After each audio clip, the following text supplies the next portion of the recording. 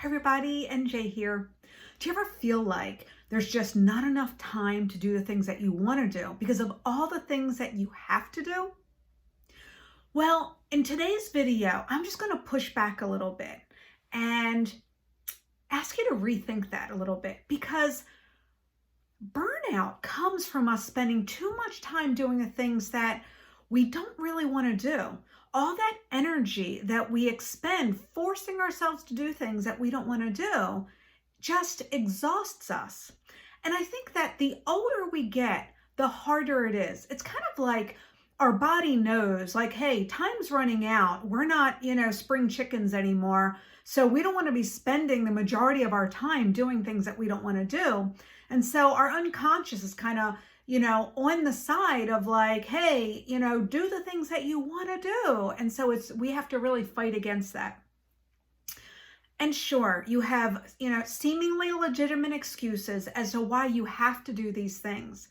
But again, I'm going to push back on that because, we can, say, we can come up with things like, maybe, I want to hire somebody to do these things, but I can't because I don't have money to hire this person, or I have to get it done now. I don't have time to get somebody on board, or, no one else is going to do it as well as I do. And then they're going to make me look bad.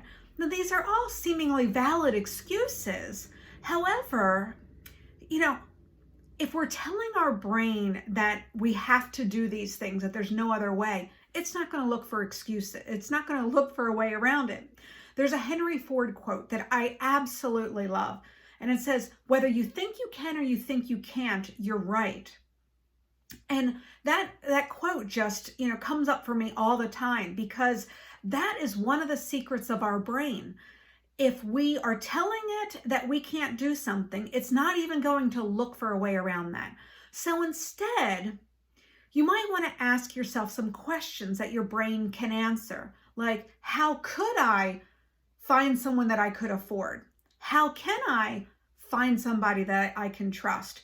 Or whatever it is that you're trying to get out of doing that you don't want to do, ask a question in a way that your brain goes out searching for the answer to that.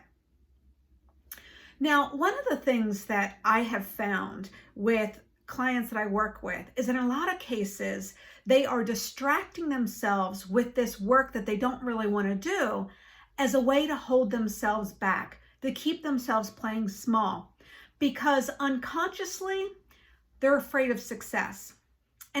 And success blocks come from many different avenues. It could be fear of being overwhelmed and depleted. It could be that you might lose some loved ones, that it's common for people to worry that if they become more successful and they're making a lot of money, they're going to lose friends, or their parents would get upset that they're making more money than they are, an ego thing, especially like with old-fashioned dads or something like that. Now, these are not, necessarily rational things. The unconscious mind is not rational, it's emotional. And so it comes up with these things that are just emotion-based and not necessarily real. And that holds us back from moving forward. Another one that I see is very common is that fear that if our business goes to the next level, people are going to find out that we don't really know what we're talking about. And again, it has nothing to do with your level of competency. In fact, in a lot of cases, I see this, the more competent people are, the more that they have this, because they've strived so hard their whole entire lives to prove that they are good at what they do. And so I've seen the most seasoned professional coaches out there be afraid of people seeing that they don't know what they're talking about. Or people with PhDs, they're as educated in their topic as you can get, and yet they still have that fear of being, found out as a fraud. It's not a conscious thing. It is our inner 5-year-old that is, that felt inadequate, and that is applying that into our current state.